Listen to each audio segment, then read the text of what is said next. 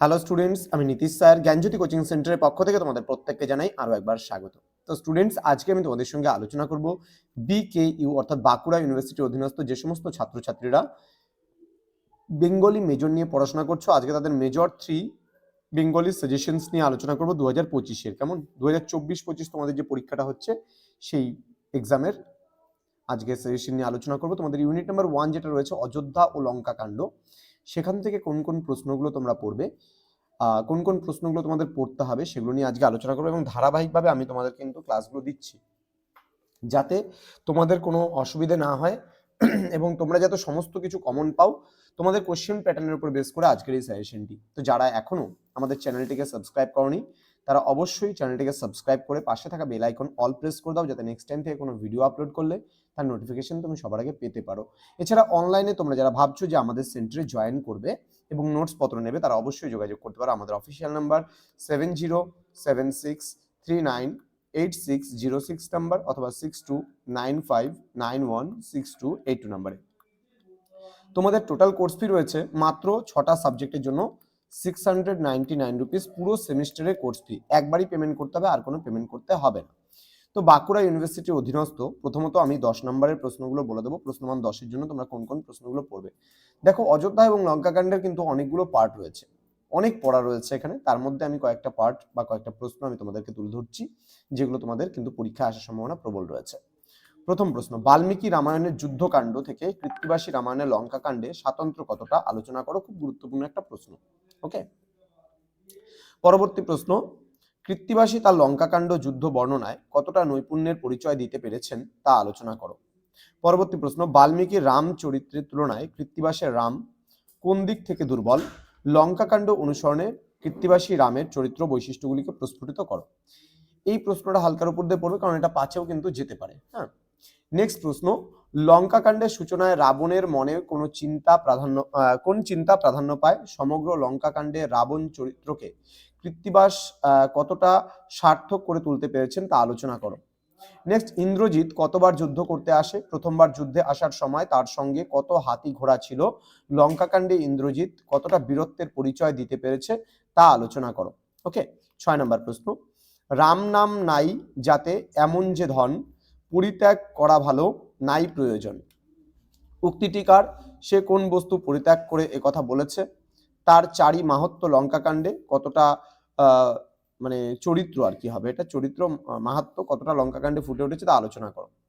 ঠিক আছে, অঙ্গদের পিতাকে কার হাতে তার মৃত্যু হয়। লঙ্কাকাণ্ডে অঙ্গদ চরিত্রটি কতটা গুরুত্ব লাভ করেছে তা আলোচনা করো। পরবর্তী প্রশ্ন, কুম্ভকর্ণ কার কাছে কোন বর লাভ করে, সেই বর ব্যর্থ কেন হয়। লঙ্কাকাণ্ডে তার চরিত্রের কোন বৈশিষ্ট্য প্রকাশ পেয়েছে আলোচনা করো। পরবর্তী প্রশ্ন, কৃত্তিবাসের শ্রীরাম পাঁচালী যেটা রয়েছে কটি কাণ্ডে সমাপ্ত রয়েছে। লঙ্কাকাণ্ড কততম কাণ্ড। এই কাণ্ডে বাংলার লোক জীবনের পরিচয় কতটা ফুটে উঠেছে তা আলোচনা করো। পরবর্তী প্রশ্ন, অযোধ্যা কাণ্ড অবলম্বনে কৃত্তিবাসের বাঙালিয়ানার পরিচয় দাও। নেক্সট, সোনার নগরীতে আনন্দ ও বিশ্বাসঘাতকতার সহাবস্থান। অযোধ্যা কাণ্ড এর পরিপ্রেক্ষিতে আলোচনা করো। নেক্সট, অযোধ্যা কাণ্ড এর তাৎপর্য ব্যাখ্যা করো। ওকে, এবার প্রশ্নমান 5-এর জন্য বেশ কয়েকটা প্রশ্ন আমি তোমাদের দিয়েছি, যেমন কৃত্তিবাসী রামায়ণের লঙ্কাকাণ্ডতে অঙ্গদের রায়বার অংশটি কতখানি কৃতিত্বের দাবি করে তা নিজের ভাষায় আলোচনা করো। নেক্সট, সাগরের জলযন্ত্র করে তোলপাড়, মধ্য সাগরে যেন পড়িল পাহাড়। কোন প্রসঙ্গে এই উক্তি প্রশ্নোক্ত উদ্ধৃতিটির সার্থকতা কোথায়। নেক্সট, কৃত্তিবাসী রামায়ণের লঙ্কাকাণ্ড অনুসারে মহি রাবণের জন্মবৃত্তান্ত ও বধ কতটা আকর্ষণীয় হয়ে উঠেছে তার বিবরণ দাও। নেক্সট, সীতার মরণে রাম হইলা অচেতন, এত প্রমাদ বিভীষণ না যেন এতক্ষণ। প্রসঙ্গ নির্দেশ করে তাৎপর্য ব্যাখ্যা করো। রামায়ণের লঙ্কাকাণ্ডে সীতার অগ্নিপরীক্ষা অংশটি নিজের ভাষায় লেখো। খুব গুরুত্বপূর্ণ একটা প্রশ্ন এটা। পরবর্তী প্রশ্ন, কৃত্তিবাসী রামায়ণের কবি কৃত্তিবাস লঙ্কাকাণ্ডতে কোথায় মৌলিকতা দেখিয়েছেন তা আলোচনা করো। হনুমানের কালনেমি বধ অংশটি স্বভাষায় লিপিবদ্ধ করো। নেক্সট, হনুমানের লক্ষণের জন্য ঔষধ আনার বৃত্তান্ত আলোচনা করো। রাম বলে আমি কারো চর নাহি মারি, চর কারা। রাম হত্যা না করার মধ্যে কোন ছবি ফুটে ওঠে। শ্রীরামের ভক্ত নাই তোমার সমান, তোমার জানেন রাম, রামে তুমি। হ্যাঁ, কে কাকে বলেছে, বক্তার কোন চরিত্র এখানে ফুটে উঠেছে। নেক্সট, রাম রাম বলিয়া রাজা পড়িল ভূমিতলে, কোন রাজার কথা বলা হয়েছে, তার মৃত্যু হয় কোন বাণে, সেই বাণকে কিভাবে নিয়ে আসে। পরবর্তী প্রশ্ন, পুত্র শোকে মন্দোদরী হইলা মূর্ছিত, পুত্রকে, এই ঘটনার প্রেক্ষিতে মন্দোদরীর চরিত্র বর্ণনা করো। দেন লঙ্কাকাণ্ডতে হাস্যরসেরও অবতারণা করেছেন কবি কৃত্তিবাস, যে কোনো একটি প্রসঙ্গ উত্থাপন করে কবির পটুত্ব নির্ধারণ করো।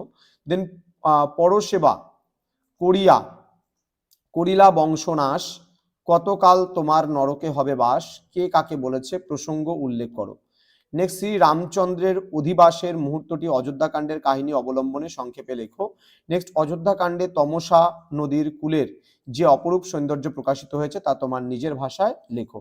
নেক্সট, অযোধ্যাকাণ্ডের গুহক চণ্ডাল কাহিনীর তাৎপর্য ব্যাখ্যা করো। নেক্সট, অযোধ্যাকাণ্ডের জয়ন্ত কাকের প্রসঙ্গটি তোমার ভাষায় বা তোমার নিজের ভাষায় লেখো। অন্ধমুনির প্রসঙ্গটি আলোচনা করো। এবার প্রশ্নমান 2 এর তোমাদের কিছু প্রশ্ন আসে, যেমন নল, নীল এবং অঙ্গদ, জাম্ববান, হনুমান এদের পিতার নাম কি। রাবণের প্রথম দিনের যুদ্ধে রাবণ ও সুগ্রীবের যুদ্ধের বর্ণনা দাও। দেন মন্দোদরীর সতীন সংখ্যা কত, তিনি কার পূজা করেন। কুম্ভ কিভাবে মারা গেল। কৃত্তিবাসের রামায়ণের লঙ্কাকাণ্ডের সূত্রপাত কোন চরণ দিয়ে হয়েছিল। পরবর্তী প্রশ্ন, শ্রীরাম পাঁচালী কার লেখা। সাতকাণ্ড রামায়ণে কতগুলি শ্লোক আছে। কৃত্তিবাসী রামায়ণের আদিকাণ্ডে কোন কোন ঘটনার কথা বলা হয়েছে। দেন দশরথ রামের কুল পুরোহিতের নাম কি। রামের রথের চালক সারথীর নাম কি ছিল। দেন রামের মায়ের নাম কি। রামের মা কোন দেবদেবীর পূজা করতেন। হ্যাঁ, পরবর্তী প্রশ্ন, রাম লক্ষ্মণ সীতা বনবাসের সময় কোন বনে গিয়েছিল, সেখানে তাদের জীবন কেমন ছিল। অযোধ্যাকাণ্ডে উল্লেখিত 4টি নদীর নাম লেখো। শ্রীরামের চণ্ডাল মিত্রের নাম কি, সে কোথায় বসবাস করত এবং রাম কখন তার সাথে দেখা করেছিল। দেন চিত্রকূট পর্বতে কোন মুনি বসবাস করতেন, তিনি রামকে কোন দেবতার অংশ বলেছেন। ভরত বনে এসে রামের কাছ থেকে কি নিয়েছিলেন, ভরত কোথায় তার রাজপাট করেছিল। দেন অযোধ্যাকাণ্ডের শেষ শ্লোকটি লেখো। এই কয়েকটাই তোমাদের সাজেশন ছিল 10, 5 এবং 2 এর জন্য। তো স্টুডেন্টস যারা এখনো পর্যন্ত আমাদের জ্ঞানজ্যোতি কোচিং সেন্টার অফিসিয়াল ইউটিউব চ্যানেলটিকে সাবস্ক্রাইব করনি, তারা অবশ্যই চ্যানেলটিকে সাবস্ক্রাইব করে পাশে থাকা বেল আইকন অল প্রেস করে দাও, যাতে নেক্সট টাইম থেকে কোনো ভিডিও আপলোড করলে তার নোটিফিকেশন তুমি সবার আগে পেতে পারো। তোমাদের উজ্জ্বল ভবিষ্যৎ গড়ে তুলবো আমরা, এটাই কিন্তু আমাদের প্রতিশ্রুতি। অনলাইনে যুক্ত হতে চাইলে আমাদের অফিসিয়াল নাম্বার দেওয়া আছে স্ক্রিনে, যোগাযোগ করো আমাদের সঙ্গে এবং যুক্ত হয়ে যাও তোমরাও আমাদের জ্ঞানজ্যোতি কোচিং সেন্টারে। আমাদের অফিসিয়াল ওয়েবসাইট ভিজিট করতে পারো www.gyanjyoti.info অথবা NILNIVA নামেও কিন্তু তোমরা সার্চ করতে পারো। দেখা হচ্ছে খুব তাড়াতাড়ি আরো একটা নতুন ভিডিও নিয়ে। তোমরা প্রত্যেকে ভালো থেকো, সুস্থ থেকো। Thank you so much, thanks for watching. After all, thank you.